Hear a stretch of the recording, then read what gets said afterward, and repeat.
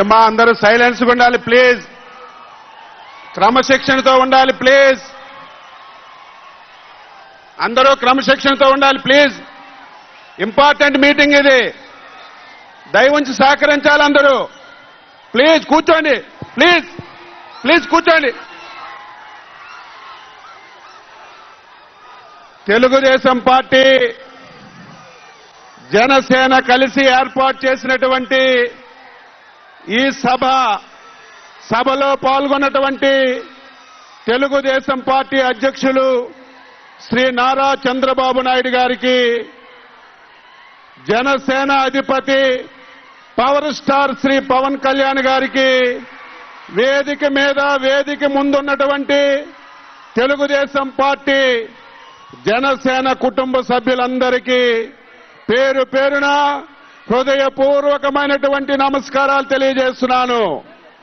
ఈరోజు తెలుగుదేశం పార్టీ జనసేన జరుపుతున్నటువంటి ఈ సభ రాష్ట్ర చరిత్రలో నిలిచిపోతుందని చెప్పి మీ అందరికీ తెలియజేస్తున్నాను. ఈరోజు సిద్ధమాని రోడ్డెక్కిన వాడికి యుద్ధం చేసి ఓడించడానికి ఈ సభ మొదటి అడుగని చెప్పి మీ అందరికీ తెలియజేస్తున్నాను. ఆ రోజు విశ్వవిఖ్యాత నట సార్వభౌముడు నందమూరి తారక రామారావు గారు తెలుగుదేశం పార్టీ పెట్టేటప్పుడు 4 మాటలు చెప్పాడు. తెలుగుదేశం పార్టీ శ్రామికుడు చెమట నుంచి పుట్టినటువంటి పార్టీ, కార్మికుడు కండరాల్లో పుట్టినటువంటి పార్టీ, పేదవాడు కన్నీళ్లలో పుట్టిన పార్టీ, ఆర్తనాదాలతో ఆకలి మంటలతో పుట్టినటువంటి పార్టీ తెలుగుదేశం పార్టీ అని చెప్పి జనాల్లో ఒక చరిత్ర సృష్టించిన విషయాన్ని మీ అందరికీ తెలియజేస్తున్నాను.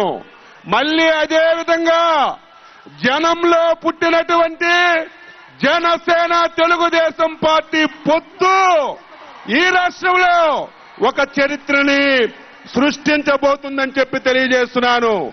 ఈ పొత్తు తెలుగుదేశం పార్టీ జనసేన పెట్టుకున్న పొత్తు కాదు. కార్మికుడు నుంచి పారిశ్రామికవేత్త వరకు కోరుకున్న పార్టీ.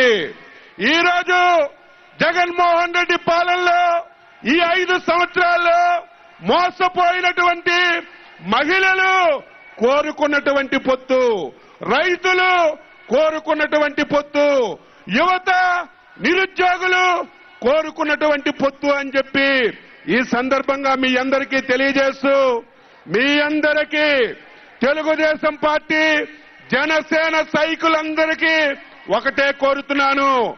2 పార్టీలు కలిసి పనిచేసి ఓట్ షేరింగ్ చేసుకోగలిగితే 160 స్థానాలతో రేపు ఎన్నికల్లో తెలుగుదేశం పార్టీ జనసేన ఘన విజయం సాధిస్తుందని చెప్పి తెలియజేస్తూ, ఈ అవకాశం ఇచ్చినటువంటి ప్రతి ఒక్కరికి అభినందిస్తూ సెలవు తీసుకుంటున్నాం. జై హింద్, జై తెలుగుదేశం, జై జనసేన. ఇప్పుడు హిందూపురం శాసనసభ్యులు